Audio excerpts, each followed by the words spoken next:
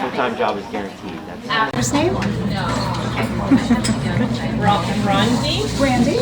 I think you should read the first name. I'm a foreigner here, girl. I need my glasses. Okay, what kind of steamer do you have? I have no clue. I don't steam and I don't ship. No, we have a steamer, some kind of a doohickey, steam comes out, that's all I know. Seriously. I have the Pure Steam. I believe it's the 425. It's on my, if you look at my YouTube, I try to list all of the items that I use. So you just do the drop-down menu, Pure Steam. Very happy with it. So far, so good. And I steam probably, I don't know, 3 times a week. Yeah. Cool. Okay, Carol. Do you find something every time you go out thrifting? And how do you price an item you can't find comps on? I do find I've never come home empty-handed, ever. I stay out until my cart is filled most times. I'm like a hound dog. It's really embarrassing. And I price items based on the quality of the item over comps. So I do pay attention to comps. But if I buy something that I don't know what it is, and there's no comps, and I'm seeing there's markings on it, it's good quality, I list very high. And I put best offer, make an offer, which I don't use a lot, but I want to see what interest it gathers. So I'll put it on for $500, make an offer, and let it sit for 2 weeks. And then if nothing happens, I might lower it a little bit, and I do that, and I feel that way I get a lot more money sometimes than what things are really should be going for. But if it's no comps, it doesn't mean it's a bad item. What about you? Well, we don't necessarily buy one-offs. So that doesn't mean when I go thrifting I don't come with a full car. I usually do giveaways with those, but it's always a full car. And I don't care what the comps are. I know that's not a popular belief. I love this woman. I just don't care. If I can sell this for, like, I know per item what I want out of it. My dresses are always $39.99, and unless they're like really high-end brand. My tops are always $24.99. It's just like, I know that it will sell for this price. You can sell a Walmart brand and you can sell high-end brand at the same, like right on the way here. Somebody purchased Sonoma. So I like took all my prices up and then I threw a sale. And then I was traveling all last week and this week, and the sale ended and I didn't bother. And so the original price was $79.89. And I don't know what poor person, because I did like 50% off, spend that much money on that like basic tee. But there is a buyer for everyone, so I really don't care what the comps say. I know what I want for it. When you research too much, unless it's a very unique antique item, but if it's like everyday bread and butter, which is mainly what we sell, price it and forget it. Somebody will come along, if not tomorrow, 2 months from tomorrow, and somebody will give you your money. And if somebody really wants their item, they have no problem sending you, can I do an offer on this? Would you take $19.99? And you could just write on eBay, there's a button that says reply with an offer, and you can send them that price if you agree, and they will purchase it. So don't get stuck on there is no comps, what do I do with it? What does it feel like to you? Like if you post at $50 and 6 months later nobody looked at it, you know, change the title, change the picture, not necessarily the price. I agree. Eventually, yeah. And also let me just say, a lot of times people get stuck in analysis paralysis, and that's huge. You can spend all day looking at things and you get nowhere. So it's better to get your item on. Even if you take, in the beginning, a few dollars loss, it's okay. You're gaining knowledge. People go to college, they go to classes, they pay for information. So just look at it that you're never going to make that mistake again if you let something go too cheap. You're going to remember that. So it's all information that you're gaining. So absolutely. Okay, Cindy, do you find it better to bundle kids' clothes? I bundle everything, guys. Everything that doesn't, all my losers get bundled. Always. There's a new T-shirt coming. Because like you picked something up at this, like we never redonate anything. Unless we're shipping it to Ukraine, because we now have a store there. But anyway, if you already sourced it and you brought it home and you look at it and like it's a dot and you're like thinking, I didn't had enough coffee the day I brought this, but whatever. Start a loser bin and put it all in there. And then when it's full, separate it into sizes and list, even on eBay, bundle a woman's clothing, career, whatever, casual, size small, size extra large, 50 pieces. People have that mentality of like, man, 50 pieces, I bet you 3 of them gotta be great and I'm gonna buy a whole bundle. So you bundle everything. Kids clothes, they sell individually as well too. However, shipping is what gets you. So if you want to bundle it, why not? We usually like to say in specific categories like kids clothes, we will do buy 5 items, get free shipping. And that way people like put it right on top, right on the bottom of every listing, you can set up that campaign. And people automatically will bundle just to save shipping. You can also do buy 5 items, get 20% off. That encourages people to do a bigger size cart. And you can let them bundle their own stuff if you like. Yeah. I generally, here we go. You guys are all going to say, that's not true. I generally don't sell children's clothing. And I don't know what the disconnect is. I feel like the profit capability for the majority of children's clothing is not where I want to be.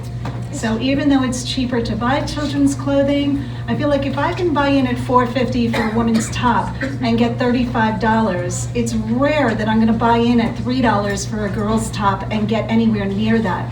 So the time that I have, I spend more in adult Unless clothing. you're at the bins and then it's like 5 cents a thing. Then why Yeah, I not? don't even do it at the bins. I'm more into the hard goods at the bins. I'm bringing home couches and fitting them into my Jeep. I'm all about that. I love that. Yeah, which I did sell that couch. That I don't know if you guys saw that. I found a couch. It was a Natuzzi. It's from Italy. I think I paid $8. What did I get for that? 200? I can't remember truthfully. And I sold that at a local consignment shop at Amy's shop.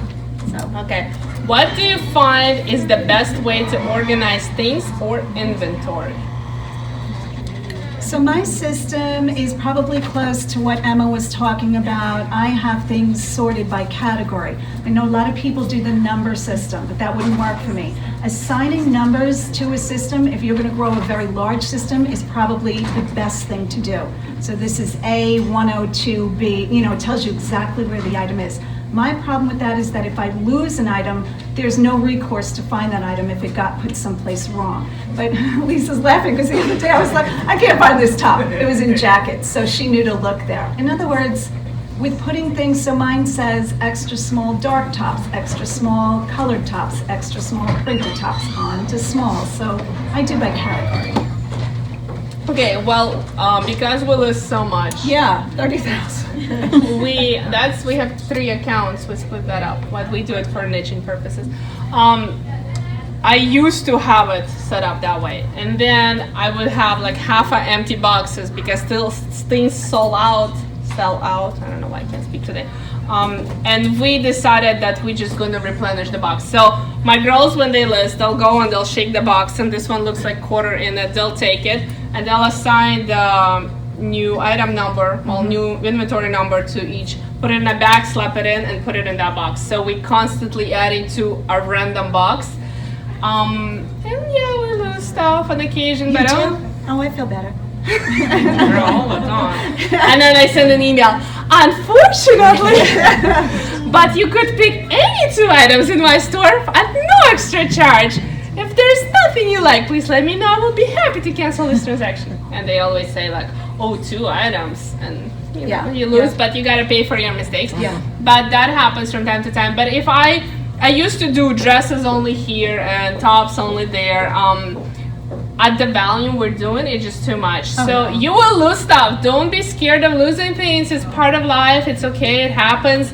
Sometimes you sold it for gazillion dollars and you lost it and you looked for it for a week and you kept sending messages. I'm on vacation, could you please wait 3 more days? And you're like breaking the whole shelf apart and you're like, where are you? And then as soon as you refund them, it's like staring at you. I was here all along.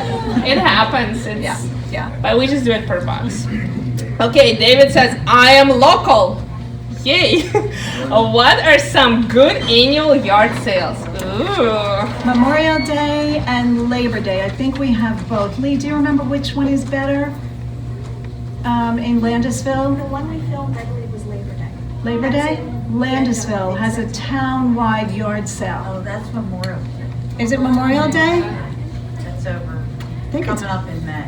okay. No, you and I went to the one at the It might be both, but maybe, because that's the one we filmed. oh, you're right, that is the one we filmed. Okay, well, having said that, you can come home with carloads. I mean, I race back and forth. Carloads. So what did we do last year? 78 yard sales in one day. Oh! And we're not talking just looking at a few things. We're talking buying it at almost every yard sale. And filling the Jeep and running it home and coming back and... Every yard sale, good yard sale? What's that? Isn't every yard sale? Almost, because yard sales are basically the least you're gonna spend on an item. And a lot of people are just in the mindset, get this out of my house, and I'm always willing to help them out. How many trucks? There's a little discount. What's that? How many trucks do we bring? Trucks? Yeah. To fill? Yeah. Oh, a lot. Whatever you can bring, yeah. And the whole town comes out. I mean, there's cooking in the streets. There's, every house is a yard sale. So you're parking your car and you bring IKEA bags and you're just filling those bags. I bought Tommy Bahama a lot. I got it for $2 a piece and bought something like 50 new Tommy Bahama shirts. What? Nice. Sold every one of them. I didn't know you then. Yes? Look for the high-end neighborhoods. Yes. Yes. So when we get our yard sale mapped out, we map out where the higher homes are. So we do very well. Does everybody know Bill and Dave? This is Frog in the Gnome. Is it Gnome in the Frog or Frog in the Gnome? But yeah, Yeah, that is a good, yep, absolutely. Not supposed to tell them that much. Well, I'm not a local, but definitely high-end neighborhoods, call the village and say when is your annual Yeah. garage sale day. They will give it to you because they have to put in for permits early and just go to town. Yeah. Okay, Nancy. Do you write your listing to accommodate eBay algorithm? Oh, hallelujah, always. Yes. Yeah. You want to be friends with algorithm all the time. You piss off algorithm, your listing goes on page 5058, and good luck selling it. With that said, don't obsess over it. So what is the good way to phrase something to? Emma has an excellent video, and that's how I learned to write my titles. Okay. She breaks it down exactly. She'll say brand, gender. Size, title. She's telling you exactly what to plug in, and that video is, I think everybody loved that. Now that was what, 2 years ago you made that No, video? I'll make more. And what eBay, what name did you have for that? Was that just another seller? What? No, how can they find that video? Just look up Ambitious Out Loud, Okay. and it will be Ambitious in there. Out Loud. Out Loud. That's the Out loud. Out Loud. Ambitions Out Loud. That will be the YouTube channel, and it will be on there. Yeah, that was an excellent video. But yeah, don't put anything negative in a title. Like polyester is not a pretty word. Don't throw it in a title. You want to put because like when I told people what it's made from, and then they're like, nylon doesn't sell. Well, duh. So cotton, linen, like these Silk, people leather, are flax, positive yes, words. yes. But you want to fill out as much item specific as possible without overriding what's in there. So if the drop-down menu has blue, pink, and orange, you do not need to override and say peach or salmon because that will kick you right off the. Was that your video with the tarring 3 whatever? The what? You were doing the keywords. Did you do the video and you were saying now Yes. eBay basically writes it for you and Right. I think I did see that video. Okay. And stick to yes. What's that video again? Okay, so I only have 12 videos because, you know, I'm so dedicated to that.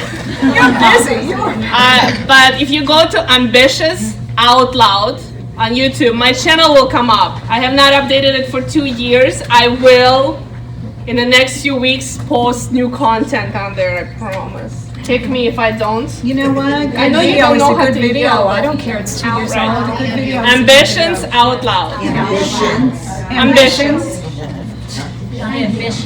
Out Loud. AM, who's cooking spell? Ambitions. Like you have ambitions in life. So yeah, fill stuff out correctly. Don't go too crazy in the description. Just stick to what eBay wants.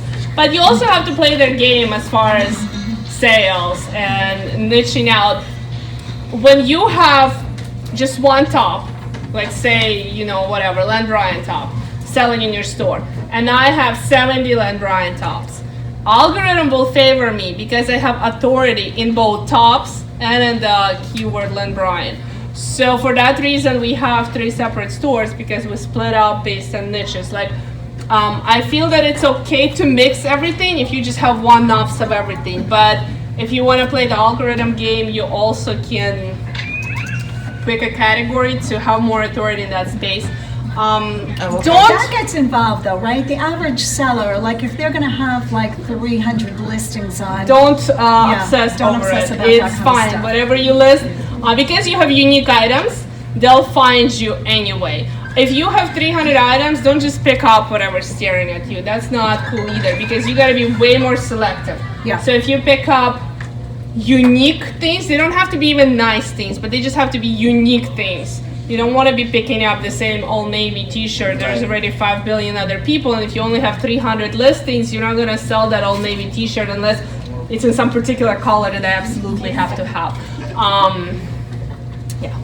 So don't let the algorithm thing. Okay. PayPal. What is happening? Randy asked. There's old PayPal. Well, PayPal is going bye-bye. Basically a lot of younger people, when they find something in Google, which eBay kind of lost its ranking in Google, it's trying to get it back, and they click on it, and it's on eBay, and they're thinking like, oh, I'm gonna buy it, and then the next thing they need to do is go register for PayPal. They say, you know what, forget it, I'm going back to Google to find that item somewhere else. So eBay is basically making a smart decision. We might not like it, but everybody shops with Apple Pay and with credit card, and for that reason we are losing customers because maybe like old people like me will still buy with PayPal, but my sister or my daughter, they're like, what's a PayPal? And they don't want to take an extra step to register for yet another platform. They just want to buy, and because of that, what is it, 22 they said everybody will be switched, or 20? Don't even know. I think by the 20, well, they're already doing a lot of trial, and some people, if you opt out of PayPal and go into their system, you cannot go back. So that's like, Yeah. but everybody is going to get switched, and I might not love a lot of like. It's going to but be it's changed gonna be because okay. right now PayPal, when money comes in, I take my PayPal money out every day and put it right into my bank account. With eBay managed payments, they're going to be holding the money for a couple of days. We're probably going to see a few glitches. We've been on managed payments since. Oh yeah, do share. How do you like it? We love it. The only downfall to it is we can't do global, the eBay global shipping program. Okay, so you have to ship Yeah, directly? we'll take care of that, but we get our money next day. Next day. But aren't they saying this is now because it's being tested? No later than 2 business days, it's going into our bank account. See, 2 business days, where PayPal, it's like immediate. Yeah, Immediate, like if you hear that cha-ching, it's in your PayPal, you can go get it. we get sales $1. that you may not get, like she was just saying. I think it's a benefit to have more choices. Okay, yeah, absolutely, yeah. Yep, because a lot of people still don't have PayPal. Right. And they go to buy I've never something. had PayPal. Yep, Right. yep, agree. So are they taking PayPal away or just adding the other 2? No, they're taking it They're away. taking it away. They're We don't taking it have to do anything, they'll do it. Well, it'll be a choice. You might have to update some information. I would think there's gonna be new security measures. They said after 2020 that you won't be able to use PayPal, period. At all. At all. Okay, eBay's I thought PayPal was gonna be a choice. We'll have to wait and see. Maybe. I don't know. The last I heard that it's going away completely. You would know better than I do. But eBay changes things, so maybe something new came up. I just Yeah. didn't. All right, we got 10 more minutes. Okay, is it better to have buyer pay shipping or do you offer free shipping? Do you find by offering free shipping you sell more? My answer is going to be controversial. Don't anybody film this. So I ask my buyer to pay shipping. I don't ask them. I tell them they have to pay shipping because here's my thing. If I sell anything and I don't know exactly what it's going to cost to ship to them, I don't want to pick up any extra cost. So I want to do calculated where I put in the exact weight of what it costs and then the exact measurements of the box. And the buyer pays, say it's $10 for shipping. Well, I don't have to pay $10 for shipping because I get a rebate from eBay or a deduction. So it might only cost me $6 to ship. I've then pocketed $4 on shipping. Now, let me just say, if it's a big difference, I refund my buyer a good amount of money because I don't want to take advantage of anybody. But with free shipping, what I'm hearing and what I see is that a lot of people are miscalculating what it's going to cost. We're in Pennsylvania. It's not going to cost you the same thing for the label if you're shipping to Ohio than if you're shipping to California. So how can you calculate what it's going to cost to send this bulk and say, okay, I'm going to do free shipping, let me add $3 into my price, and then it sells to Alaska.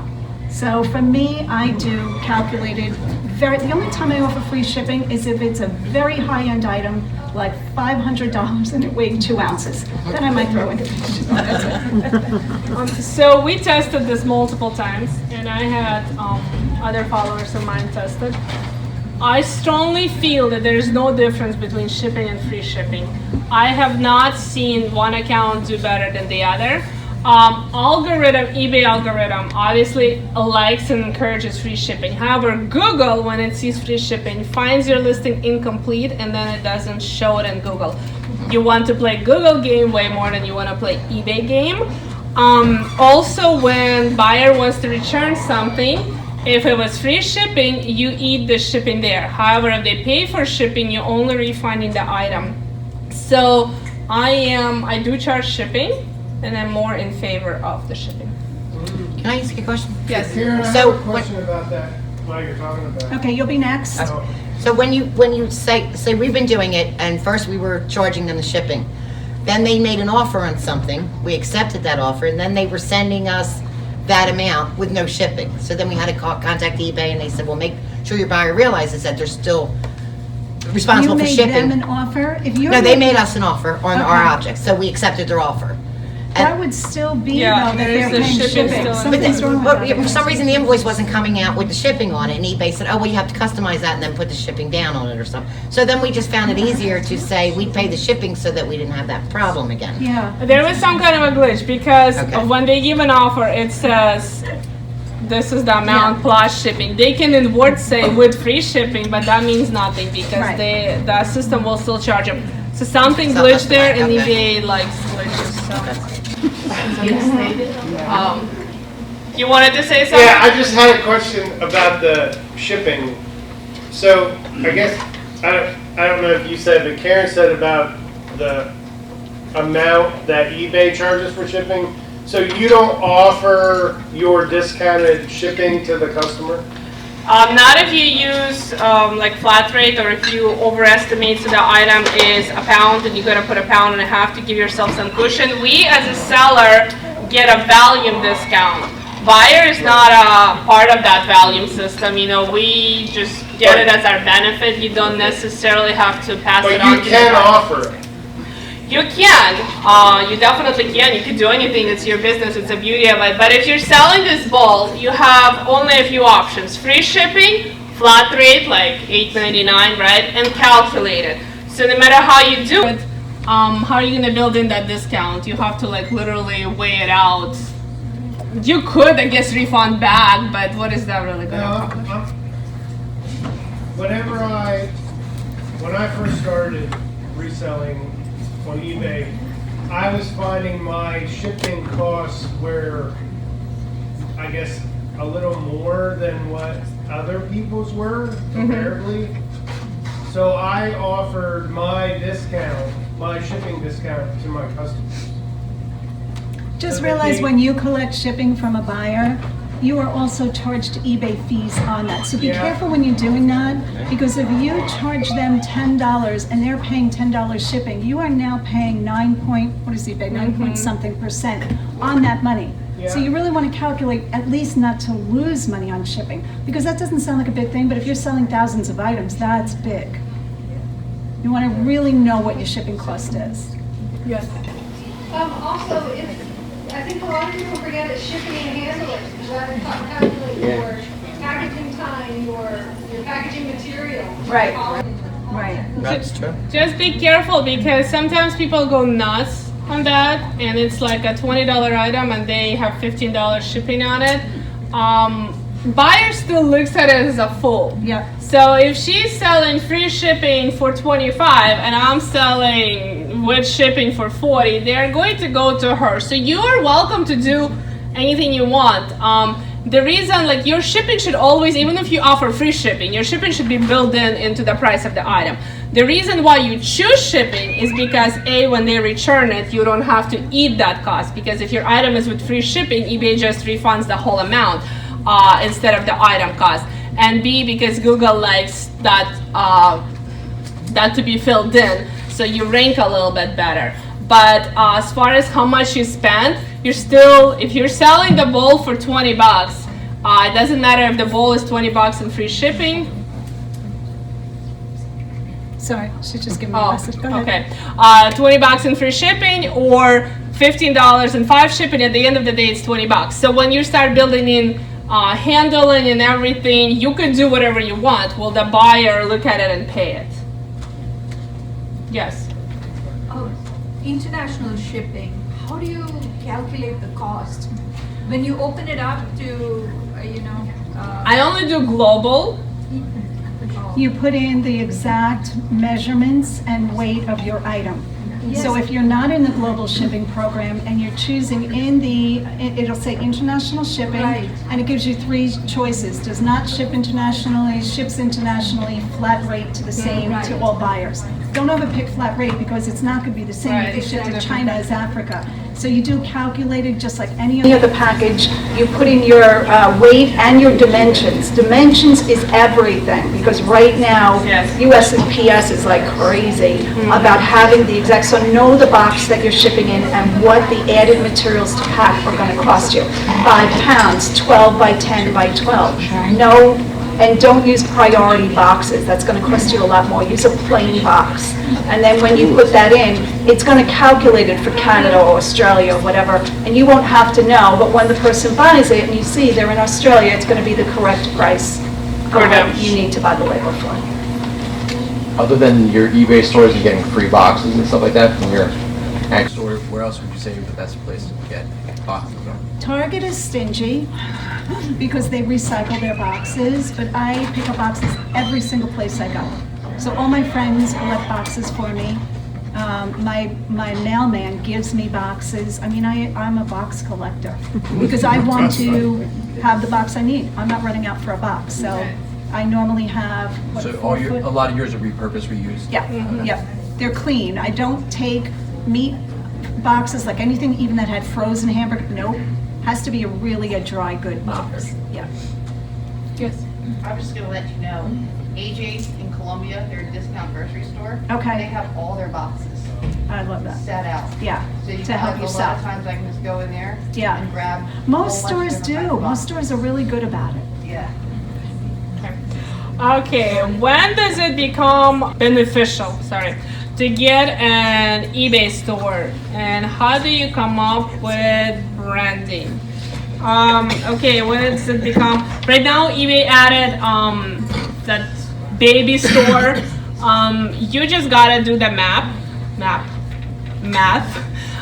Just take whatever they charge you per, you get like what, free 100 listings? 50 free listings? items. 50 free items. See, I have anchor stores everywhere, so I kind of have That's what I have. no idea. We don't But have a store, we have 3 accounts because we couldn't justify the store at this point, so. okay, and just calculate how much they charge you for listing per the amount of items you have listed, and when math makes sense, do it.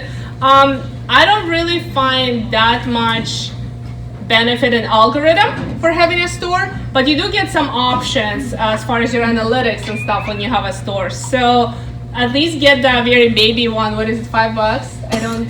They didn't have that when we started. Was it basic or starter? Starter. I think it's $4.99, but that will give you analytics because your sales hub will look a little different, and you will be able to do. I don't think you can do sales. You can't do markdown manager if you don't have a store. That I don't know about if you don't have. I think I've always had. As soon as I could get a store, I got a store. To me, store benefits. Yes. Are terrific. And having an anchor store, I don't pay for my listings. They're built in. So I get 10,000 free listings. So if I list this microphone today and it doesn't sell for 3 years, it didn't cost me anything more than day one. That's what long tail, that's what works for me.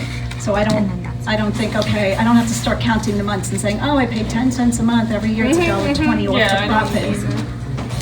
Probably not the answer you wanted, but I actually, I have a video on when it's time to get a store. You can look, and I don't know if there's a calculator. There's an eBay calculator. I think you just put in eBay store calculator. You can Google it, and a calculator will come up and tell you between what listings and what listings, what store to have. Right. Yeah. Okay, how do you come up with branding? As in brands you want to buy? Or what kind of branding? I'm sorry? Your store branding. Lavender Clothesline, how do you come up with it? Oh, I thought, gee, what sounds fresh? And in 5 minutes, I was like, okay, Lavender Clothesline, and away we went. It's with what you like. There is really no benefit to have one over another. People can name their store Joe Schmo and sell just as well. Chris from Daily Refinement has this theory that if store has a woman's name in it, it sells better, like Emma's Fine. Who said that? Chris. 10K. 10K, yes. I never heard him say that. Yeah. You seriously? You didn't watch that whole fiasco with Posh Fest? Oh yeah. Okay. I'm sorry. So I don't know. Like I never heard anybody else confirm that. Don't like spend so much. Maybe for Googling, if you're selling Len Bryant, put in Len Bryant's Happy Shop or something, just so the Google also has that keyword in your store. But yeah, don't over obsess. Cross posting. Okay, we have like 7 minutes, and then we're gonna take. We're gonna talk super fast. Yes. Cross posting. Do you cross post? I don't. I do. Well, I don't. I make people do it. So Poshmark, we cross-posted a small portion, maybe like 1,000, 1,500 items from one of the eBays to Poshmark, and it netted 60K that year. So there is money in Poshmark, in Mercari, same thing. If you have time to cross-post, I would do it. Now Vendu has a new system that they check them out. I personally have not used them. I heard a lot of great things that you could do it. I do it manually. Once I already have 3 tabs open, I just load pictures and copy titles over, and that's it. eBay is still the key for me. So if you only have time for one platform, stick to eBay versus anything else. I could be wrong. This is probably a bad thing to say, but I think eBay is king generally, excluding Amazon, because that's a whole different animal. But in the regular reselling, eBay is still king in my opinion. How do you calculate shipping charge?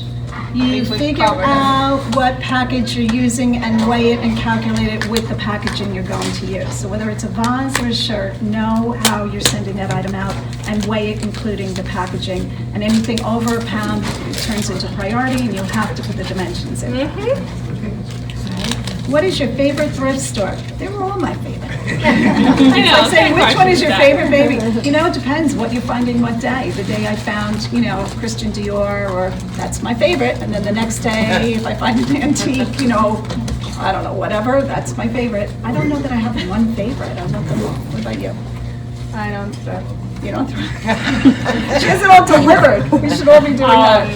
Yeah. They're all fun. Because you never know who's going to donate what where. So some people have honey holes, but I think it's just because they more favorable to that store. If you really open your eyes and look, you can always find treasures everywhere.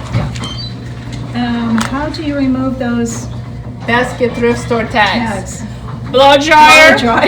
and put a little heat on it, Yeah. and then just pick it Scotty up. peeler. Does everybody know what a Scotty peeler is? Okay. Yeah, those work great. And alcohol, rubbing alcohol on a Q-tip. Scotty peeler, it looks like a little, it's a plastic tool. Kind of like a on knife. Amazon. Yeah, it's just a plastic and it just gets right under the sticker and peels it out. Credit card. There you go.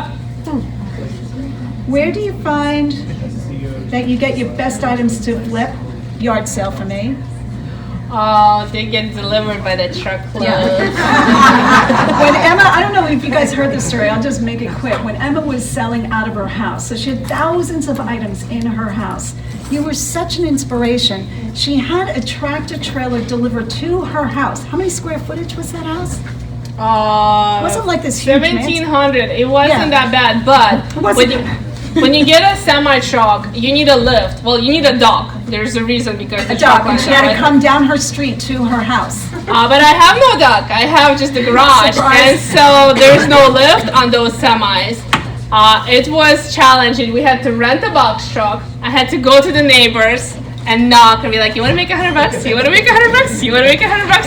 And we literally pulled in semi truck, a box truck over here, moved the pallets, then pulled away, lowered the lift, got it all out, and did that because you only have 2 hours after semi comes to unload it. Otherwise, you're paying $200 something for every hours they stay there. And I'm like, I'm not paying. I'd rather pay them. She actually went to her neighbors, door to door.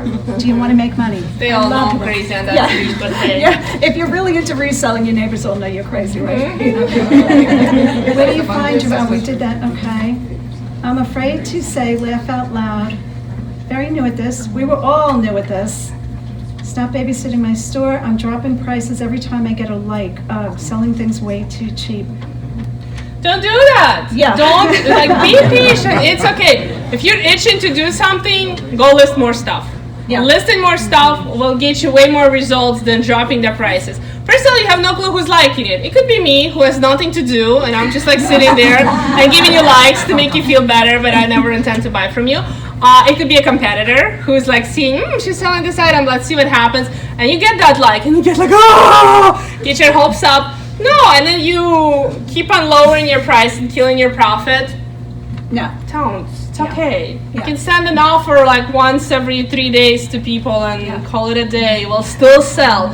Believe in yourself and in your item, it will sell. There is, if you have 100 item store, don't expect sales from 1,000 item store. So just keep on listing instead of obsessing over this one And there's a item. ruse rule of thumb that it takes 500 active listings to be able to sell every day a couple of items. So 500. And I hear a lot of new sellers say, I listed 25 things and nothing's selling. Well, unless you're selling iPhones, Nikes, something super hot, Right. it's going to take time. So if you have that mindset going into it, like, okay, I'm going to list, I'm going to buy things very cheap or free, ask my neighbors, ask my family, and don't expect to make sales in the beginning, it's going to go a lot better. I think people are under the assumption that they can just put things on and have them sell immediately. I'm sure I was the same way. But, Right. Yeah, but you learn. Yeah, give it time. It's not, yes. I just wanted to throw out a little secret that I kind of had when we went to eBay Open. Yeah, go for it. Yeah. Somebody had told us, because that 30-day cycle, Yeah. try to list at least one $75 item or higher, Okay. and then like in 30 days, you'll see that result Mm-hmm. of the sale. Oh, That that's actually is interesting. true. I've never heard that. Yes. Okay. Chris. At Daily Report. What was that? Explain You list, you try to Higher end items. One item that's at least 75 or $100, and you list that, and list it consistently every day, and in 30 days, you'll see a cycle of that.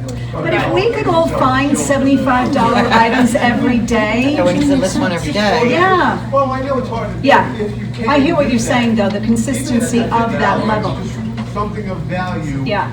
that you know. I think, I'm a big believer that eBay likes consistency. Right. They don't like you to list, 1,000 items in 2 days and then a month of nothing. They Well, rather you're still see, doing your normal listings, you're just Yeah. going to $75 Yes. or $100 Yes. invoice business. yeah, And 30 days. is just- Right. Even if you don't make a huge profit on it, you Right. still want to hit that point because now you're looking like a higher end reseller to the algorithm. So even if you had to spend $60 on that item and list it for 75, by the time fees and shipping, you made bupkas. But that's it. Yeah. Like just for Poshmark too, you want to list like name brands.